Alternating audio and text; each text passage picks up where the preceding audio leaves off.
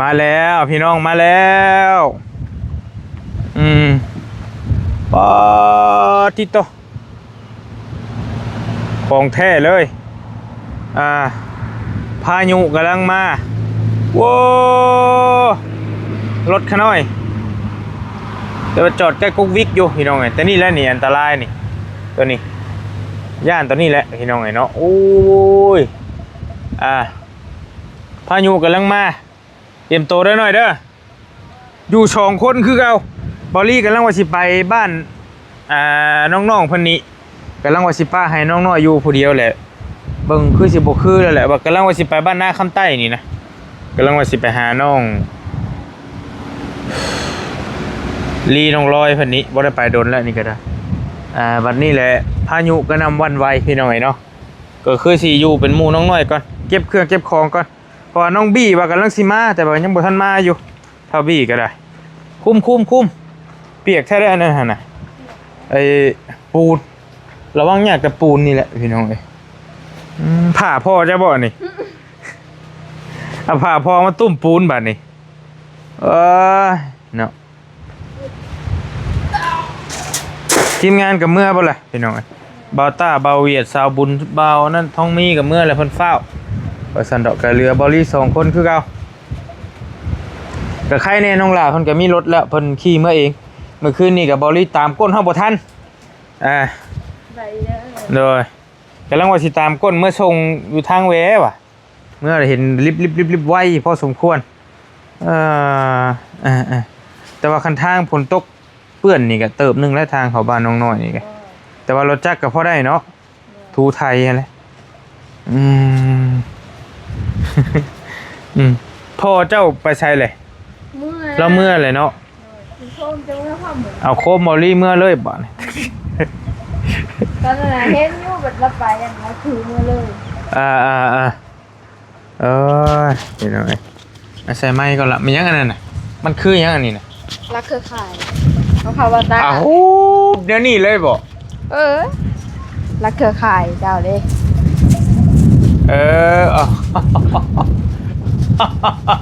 คิดคนได้ดีและเครือข่ายบ่นี่นะเครือสัญญาณนั่นนี่แหละโดยกะโอ้มาทางนั้นมื้อนี้ฝนพี่น้องเอ้ยโอ้ยได้ดำหน้าแล้วบ้านนักแล้วนักเติบอยู่บ่แม่นเว้าได้พี่น้องมาบ้านเฮือนจำคือมีแต่ฝนแท้เฮาสิไปอยู่หม่องใดแจได้บัดนี้ก็มันมาอีหลีก็เปียกมาเลยพูดเลยจะกบโลบอยู่พุ่นพอเองเนี่ยเนาะโปก้าขึ้นได้ขึ้นทางนั้นเด้ลองเบิ่งได้ปะลองเบิ่งได้ปะอันนี้อย่าหาเรื่องให้เจ็บขนองเถอะไผเฮ็ดฮักอันนี้ไอ้บาซ่าเกือบตกลงไม่มันดอกขึ้นไปให้ยังอันนี้นะขึ้นเอาเงิน 2,000 เด้เบิ่งเลขเพิ่นว่าโอ้โหไปหาเฮ็ดครับ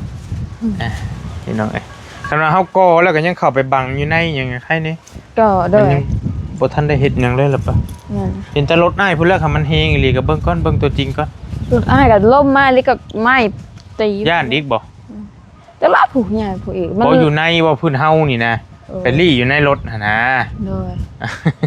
ฝนเด้พี่น้องเฮงบ่แม่นว่าลิ้นแน่นี่พี่น้องเอ้ยกำลังมานี่กำลังฮอดทางเชโนทางน้ำตกหลายๆทางเราเห็นฮอดแล้วกำลังมาแต่พุ่นแล้วกำลังมาแต่เชโนพุ่นแล้วเมื่อวานนี่ก็ตกแต่ว่าบ่เฮงพี่น้อยเนาะแม่น้องน้อยเรามากี่แต่เมื่อแล้วแม่น้องน้อยก็ได้เอาอันนี้มาให้ใบสนอครัวใช่อยู่ขี่รถไม่ให้เบิ่งก็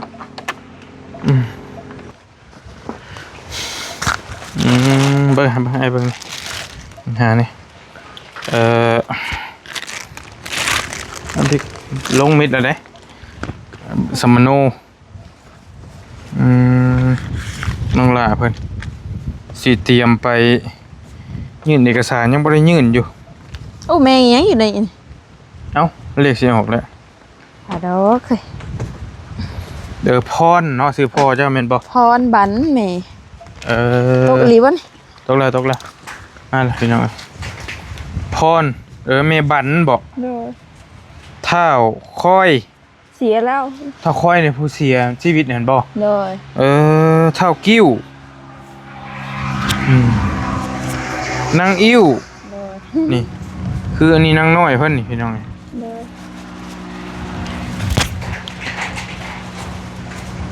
เกิดวันที่7เดือน9 เลย ปี 2008 เดือน9 เลย เจ้าน่ะแต่ว่าคันเพิ่นจดถึกจดผิดอันก็บ่จักแหละนี่ก็เอาตามนี้ได้นี่ เลย อืม โอ้ เออ โอ้พอดีล่างรถเลยนี่โอ้แห้งอะไรเลยรถเจ้าบ่ย่ายผู้บ่ยันลมมาเลยมันฮอดได้ ฮะ ไม่นะ ว่าดอก ฮอดตอนนั้นมันฮอดผิด ง่ายไปใช้อีก น่าเอาต้องผูกบ่ก็บ่ได้เด้มันลมมา เดี๋ยวปิดก่อนปิดหมวดบินก่อนเฮ้ยเอาไว้ก่อนดิปิดเอาหมวดกันบินก่อนเดี๋ยวเย็นฟ้านี่นะ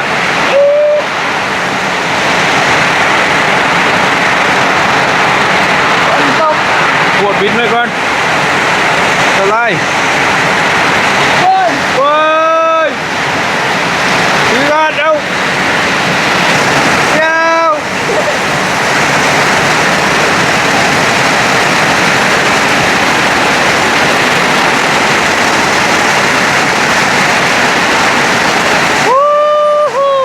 เอาแล้วเอาแล้ว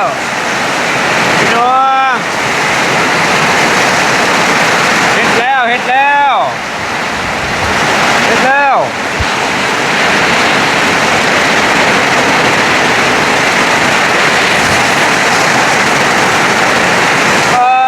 ทีเดียวเบิดเลยไทยเบิดเลยวู้ฮู้แห้งกี่ลิ้วดิ ก็เฮ็ด รถบอลลี่อยู่พุ่นได้เลย ตก ดีแต่มันบ่ลมดีแต่มันบ่ลม มันสิแห้งอยู่ว้าวลูกว้าว ว้าย ยอมลูกมาแทนคนนะคุณละพี่เพิ่น เฮ้ย เอ๊ะลูกมาสองคนอยู่ โอ้เห็นป่ะ ลูกสองคนอยู่ ทีไฟฟ้าป่ะ เลย ยา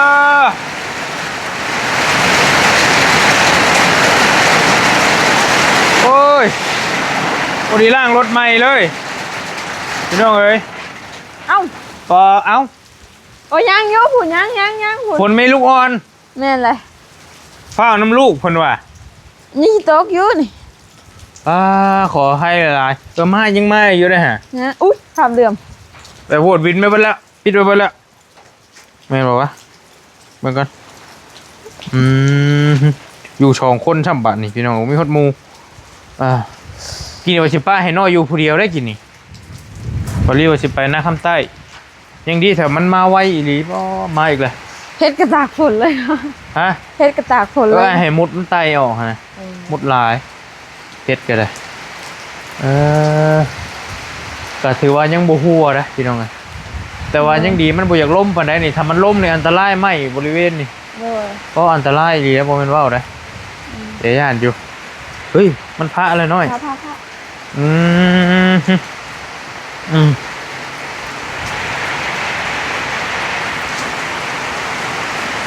อ๋อนี่สิมาอยู่บ่ นั่งกอดเสาเตียงแล้วบัดคันว่าเฮาก่อแล้วจักห้องหนึงอยู่ในห้องใครอยู่พี่น้องเอ้ยบ่ได้ส้น บ่ได้ส่วน อยู่บ่ได้แล้ว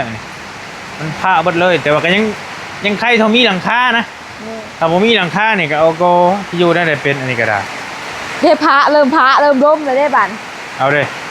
แต่ก็ต้องอยู่นี้นี่ตัวนั่งลงนี่ก็ได้บ่เป็นหยังเปียกเสยได้ โอ้ แต่ตอนน่ะ เดี๋ยวป้าจะทิมกันได้ จะแกทีมจะได้ทีมเจ้าแล้วเลย จังหวะแล้วจังหวะน่ะ ลมบัด โ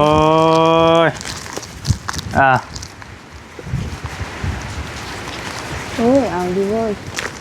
ธรรมดากำลังมาบ่ หนูลมกำลังมาเลย พี่น้องกำลังน้ำซุ่มเข้าเหงมาลายมือละงัวควาย นี่กำลังไหลลอยเห็นบอกมันกันเด้อกำลังไหล กำลังตก ยืดเลยนี่เป็นทางเบิ่งรถเบิ่งจะเลยก่อนมีเด้ มาอีกแล้ว พระนั่นแหละ สโลโอ้โห ลมบัดกับโบเฮงชำนิ้วเท่านิ้วช่วงเจ้าพัดชัยตอนนั้นที่เมียนบอกตอนนั้นเฮงหรือไอ้เบิ่งไอ้เบิ่งน้ำคลิปชุมเจ้าฮะแต่อันนี้ก็ยังว่าก็ธรรมดาแต่เบิ่งก่อนพี่น้องว่ามันสิเฮงไปเมื่อหน้าบ่รู้จังได๋หาจนให้ขึ้นในใจบ้าสิตายนี่บ่บ่ให้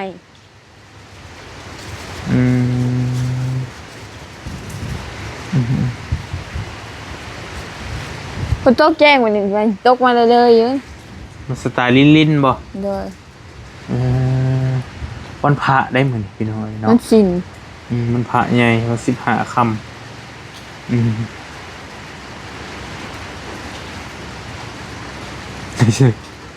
บีก็ยันแล้วจ้อยฝนตกแบบแม่นเลยยันโบมาเลยมาแล้วฝนตก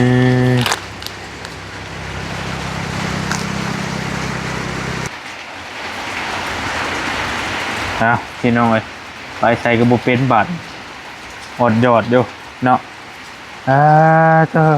ยังใครทว่ามันโบลมเนาะมันก็นี่ไงพี่น้องตกโตแสะพอดีลิ้นพอดีนอนม่วนนะคันว่าสินอนก็ได้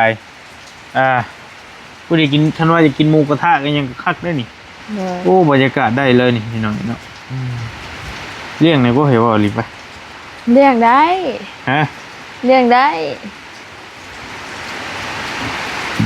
บ่ได้กินยังลายดอกอ้ายน่ะกินยังเอามีเอายังมาลวกกันเลยกินหมูกระทะก็บ่ได้กินยังลายเด้กินเล็กหน่อยชิ้นบ่ได้ค่อยกินครับบ่อีหลีกันมากอีหลีก็มากุ้งมากินน่ะเรื่องบ่เรื่องมักนะ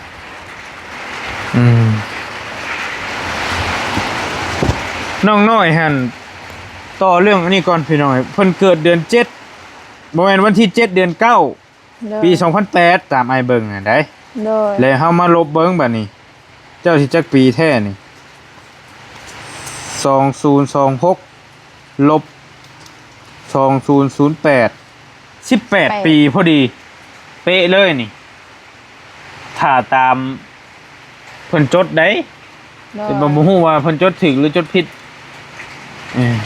แต่กะยามันอยู่ในหั่นแหละก็ใช้ได้อยู่เพราะเอกสารนี่บอลี่สิเอาไปอาจจะให้ทีมงานนั่นแหละเอาไป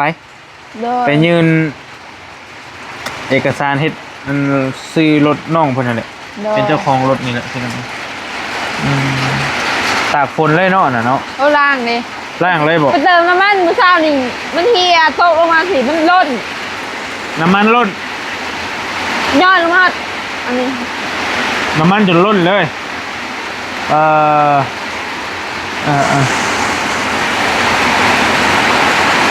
โอเค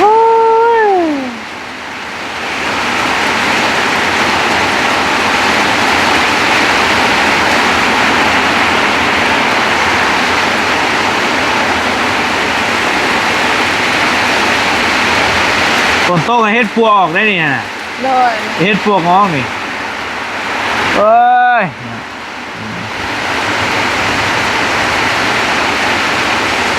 เอาผ่ามีอันเดียวบ่เอาผ่าตุ้มปูนผ่าพ่อเอาผ่าพ่อตุ้มปูนคนเหมือนผมมีนะตุ๊บเฮ็ดแตกยาวๆเดี๋ยวเหรอไปนี่ได้เป็นยังตกแห้งอยู่ได้นี่เบิ่งตรงป้วนอยู่นี่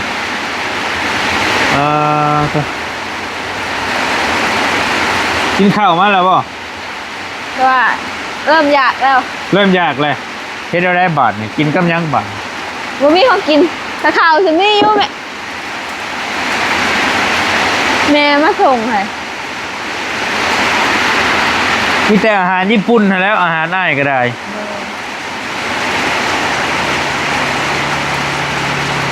กินมีบ่กินบ่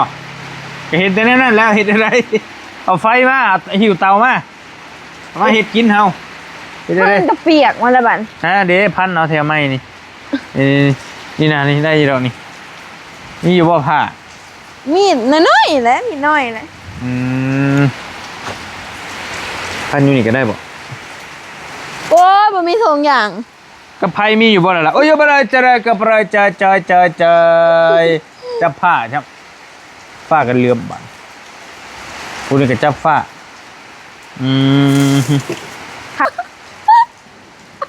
ว้า โอ้เอาเอาแล้วอย่าเอาไม่ได้เสียดายเปย์ได้ เสียงดังอุ้ยรถ โอ้โอ้เฮ้ย โอ้ โอ้พอดีคือฮะพยายามสิบ่ให้ไผฮู้อยู่ว่านางเตเฮ้งคักเข้าบัดนี้มันมองได้มันขาดวะ มันหลุดมาจากดังตัวอินโว้ยเมื่อยเด้ ดังอุ้ยรถโอ้ยจ้ะเนาะ โอ้โหเมื่อยเด้ หน่อยเรียบร้อยเปเรียบร้อยเปตัวนะมันขาดอยู่นี้เฮ้ย มันหลุดไม่ได้ขาดแล้วก็จะเห็นมันนั่นได้ มันรุดเอาจะผูกในได้บานเนี่ย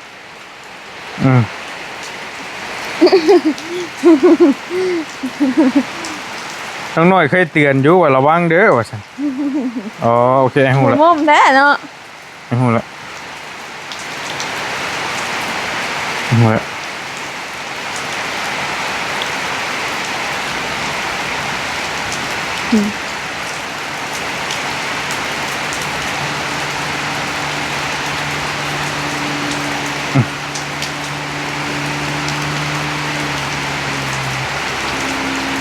ผลลิ้น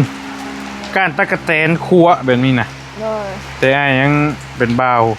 สมัยอ้ายมาแล้วเด้ เวลาอยากฟังดิ การใช้ชีวิตคือชุมเจ้านี่ได้หลายก็อยู่หน้าบ้านอ้ายก็ใกล้หน้าเด้บ่แม่นหน้าอ้ายนะก็ผิดเลยหน้าอ้ายก็ใกล้บ้านก็ก้านตะกะแตน นั่งได้แหละ ได้แล้วบ่บาดนี่ ได้แหละ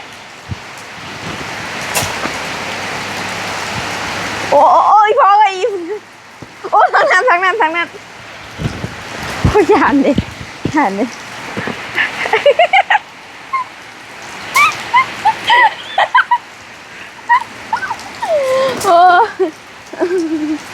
โอ้ยเนาะได้อยู่บ้านนี้เนี่ยแล้ว จักแหล่ โอเคจูไฟโตมาก็พากันหลบฝนพี่น้องจักสิไปทางไหนได้ เด้อ ให้น้องน้อยเพิ่นว่าจะกินข้าวอีกต้มมีกินเกิดเหตุระทึกล่ะคนแห่งอันนั้นอยู่อุ๊อยู่2คนคือเก่าจักไผสิมาบัดนี้ มุ้ยขึ้นมาฝนตกเลย โอ้ยเนาะ นี่ละ ผ้าก็จะเป็นแต่อันนั้นดีๆโลอันผ้าพอเจ้าถือเมื่อบ่ ซื้อมื้อนะ เออ สิได้อยู่บ่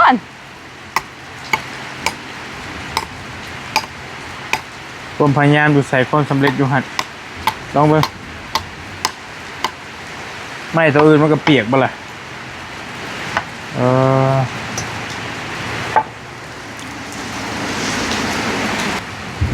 เฮ้ย ปลาเหลือบบ่เป็นหยังเฮาโบดบินมาแล้วได้อยู่ดอกบ่เป็นหยังแต่มันก็เสียวใกล้ต้นไม้นี่แหละ โอ้ยความเรือไหม เหลื่อมธรรมชาติมัน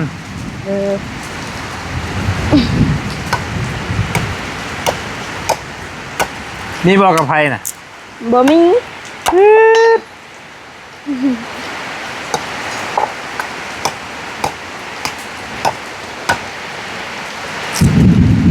เป็นยังไง โอ้แห้งแล้วบาน มีถุงอยู่บ่ โบ กาแฟมีอยู่คือกาแฟมันติดถุงไปอยู่ได้ดีคือกาแฟ กับชื่อมาเบานิ้วเอาไป บ่ เพิ่นเมียนเพิ่นเก็บเมียนเพิ่นอะ บ่าวนิวเจ้านี่เนาะ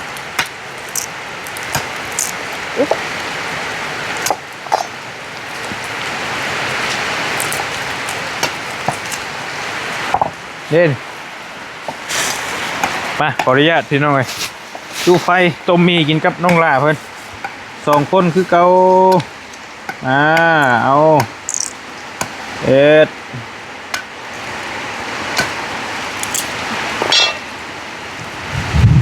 โอ้แห้งดีบ่ ตกทำวันเกิดเท่านิ้วบ่ สงสัย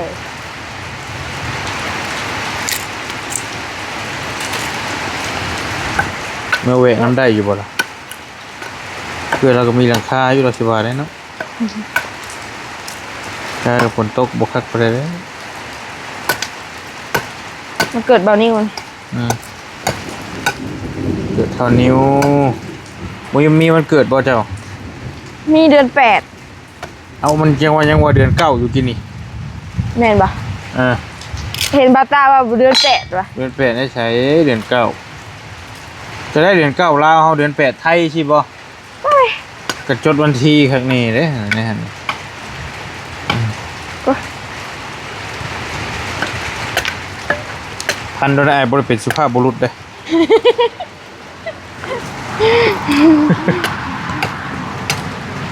อย่าเป็นสุภาพบุรุษนะ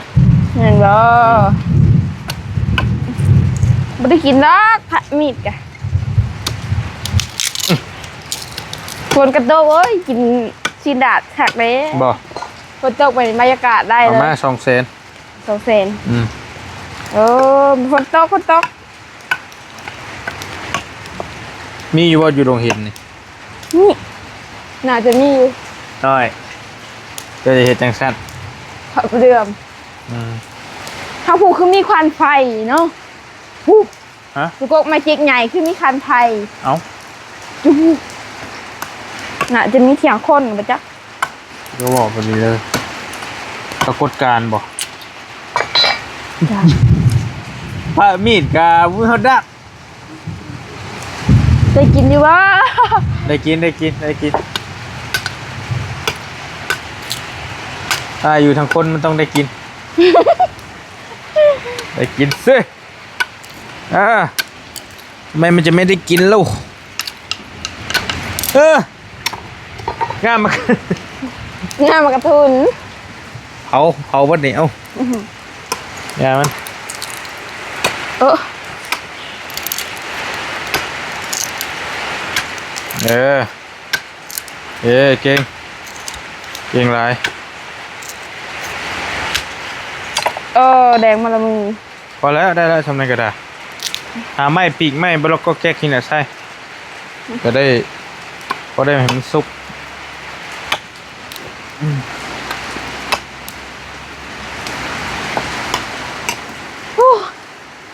ยันบาต้าบางทีมันอยากบอกเขา โอ้ยันเพิ่นบ่ลงยัน ยัน บ่ บาต้า นะได้แล้วล่ะ ปลาหมอ เอาหมอมาเลยเดี๋ยวไม่เอาเต้าข้างก่อนให้เอาถ้าให้มันหมาดก่อนข้างรถทำหมูเปล่าอะไรโอเคเอาน้ำมามีน้ำอยู่บ่เอาบราบราจาระกับบราเจอเกยบราเจอเกย มีอาขบเนาะ ฮะหน้าไม่ก็ให้เด็กน้อยนั่นเบิดเลยย้อนความสงสารเฮ็ดได้บ่มีแต่น้ำเล่หน่อยหนึงหน่อยเดียวนึงบ่พอน้ำก๊อกสลายเป็นยังแล้วตามเถื่อด้านหลังรถอ้ายบ่ มีเหรอ คือมีอยู่หน่อยหนึงไปเบิ่งดูมาพี่น้องมาเฮ็ดโอ้มันฮ้อนเด้ยามันขาดเชื้อโอเคโอ้บราบอับเรเชโกอับโรโชเกอับเรเชเกมันคือเหลื่อมนะนี่เนาะเฮ้ยเนาะปัจจัยย่านเลยลีโอ้ยจักสิเป็นภาษาหยังมีอยู่ใช้บัตรนี่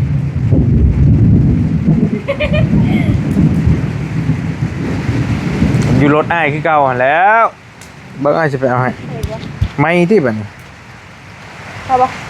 ต้มจักฮ้อแหละกัน2ฮ้อก็ได้แล้วอ้ายวันนี้ไปเอาไว้น้ำหลังรถสิเปิดรถให้ไม่อ้ายสิเปียก เด้อ สิเปิดให้ไปเอารถเดี๋ยวรักเงินกันเด้จุนทางหลังหั่นเด้อดึงเอามาโอเคเอามาเท่านั้นบ่เฮ็ดอ้ายแล้วสิเก็บใส่ถุงเมื่อซุปนี่ฮะได้รถยังมาหาเบิ่งหะกูจะเซ็นใหญ่บ่จักจ้อยมาลองเบิ่งเส้นน้อย เสร็จน้อยจะบ่แม่นเสร็จใหญ่เนาะคนบ่มีเส้นเจ้าเสร็จน้อยเลยเสร็จบ่ใหญ่ กินได้เส้น โอ หน้า เค เป็นเส้นแล้วจ้ะ กินเส้นเบิดปีพี่น้องเอ้ย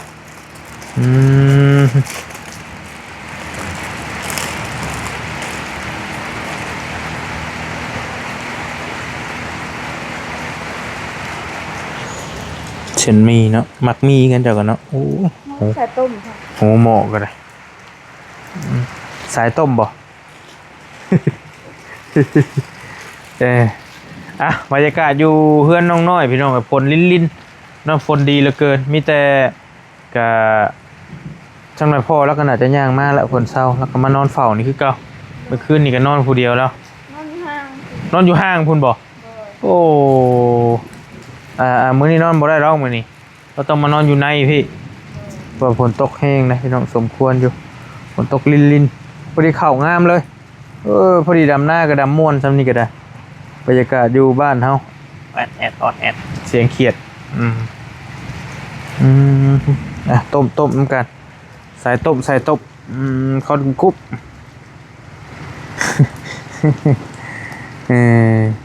อยู่ดีมีแห้งขอเบรกคลิปปิดคลิปก่อนบอลลี่กะเดี๋ยวนั่งเบิ่งน้ำน่องเพิ่นกันว่าได้ก็เบิ่งพอแล้วมาแล้วเฮาก็เฝ้าคือต่างเฝ้าเครื่องมันไปใส่บ่ทันแล้วบอลลี่ว่าสิไปทางเทิงผู้แนมื้อนี้ก็ไปบ่ทันแล้วค่ำก่อนละพี่น้อยเนาะหลายทางไปอยู่แต่ว่าก็เวลาก็จ้อจั่นเหลือเกินสบายดีละหรือจังว่ากันอยู่ดีมีแห้งโอ้รถยังว่าอันนี้วะเป็นตาอยากอยู่เด้อสบายดีเด้อวันนี้เด้อไปพี่น้องเจอกันเด้อ